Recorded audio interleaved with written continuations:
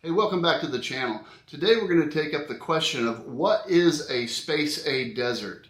And we're going to discuss how you can avoid getting stuck in one.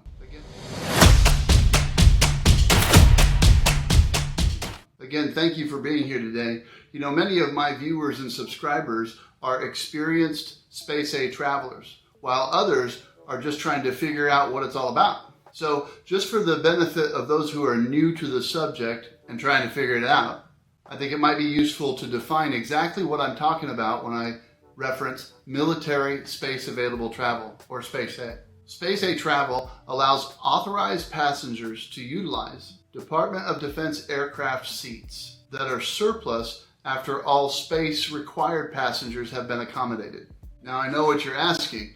That's great information, Cliff, but where do I find the definition of a Space-A desert? Well, right here, of course, because I made it up.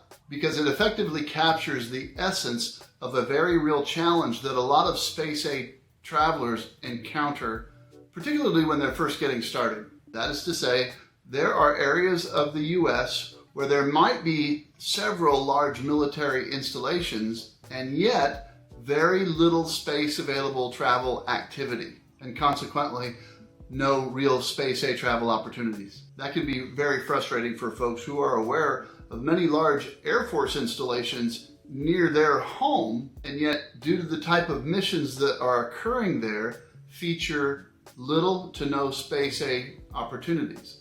That is the definition of a Space-A desert.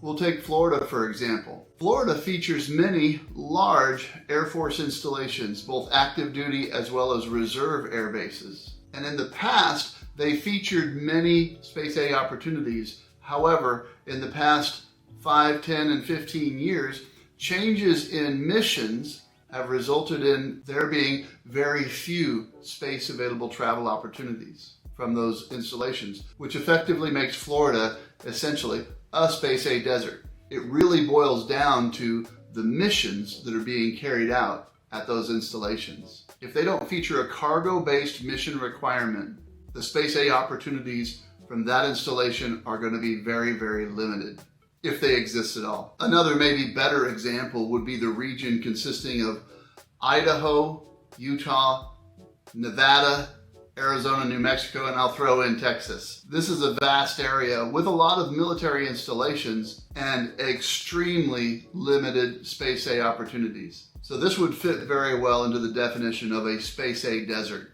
in my opinion. Now, Space-A to and from installations in those regions can happen. It's just so infrequent that it makes it difficult to predict a Space-A opportunity. Some people new to Space-A travel think that just because they live near a large military installation, they're going to be a shoo-in for easy Space-A travel, and unfortunately, that is just not the case. For me personally, Beale Air Force Base, situated in Northern California, is right in my backyard. And it would be extremely convenient for me if they offered any space available travel, but unfortunately, their mission is reconnaissance. So they don't have a significant cargo feature at Beale Air Force Base, and consequently, little or no Space-A opportunities there. So I have to look further south to Travis Air Force Base, which for me is 2 hours away. Now, fortunately for me, Travis Air Force Base is a major cargo hub for US Transcom.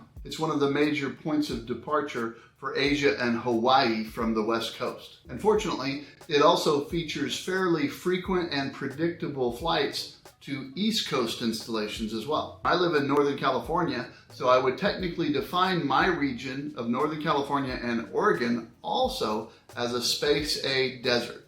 But because I'm within 2 hours of the passenger terminal at Travis Air Force Base, I just have to get in the road and go to where the flights are. So I think the key to keeping this whole topic simple is understanding fundamentally that when you're using Space-A travel, you're essentially hitchhiking on military aircraft. You're just trying to catch a flight wherever those flights are going. So as in my case with Travis Air Force Base, it's going to be up to you to research and identify installations in your region that are going to destinations that might be of interest to you. For the West Coast, Travis Air Force Base is one of the main passenger terminals featuring lots of destinations. On the East Coast, you could look at Joint Base McGuire Air Force Base, Baltimore Washington International or BWI, or down south to Joint Base Charleston, just to mention a few. So if you haven't seen my Space A Boot Camp video on research, I want to bring that video to your attention. I'm going to link it here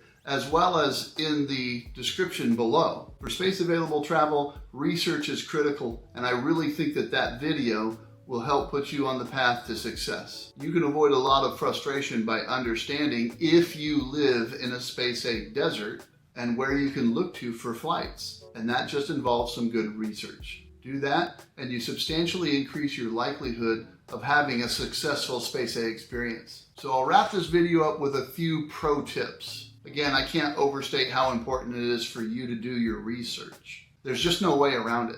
Identify the major installations where you can travel from and what destinations are options for you. Then if your schedule permits you to pack and be ready to go at the drop of a hat.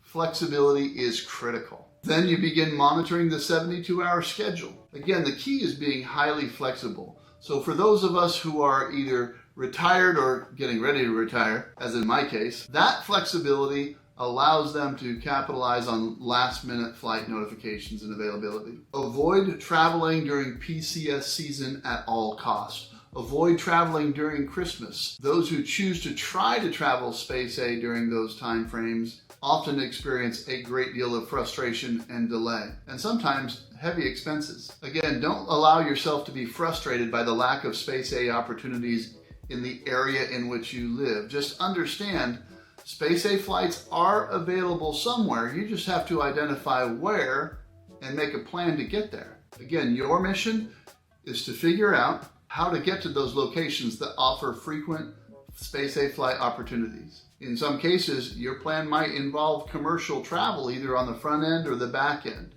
Or in some cases, it might just be more economical for you to fly commercially altogether. All of that depends on your unique circumstances. So I hope this information about Space A deserts has been useful to you. Good luck in planning your next Space A adventure. If you found this type of information useful, I hope that you'll join me by subscribing and select the bell so that you get notifications when we put new content up. Thank you for being here, and I look forward to seeing you in the next video.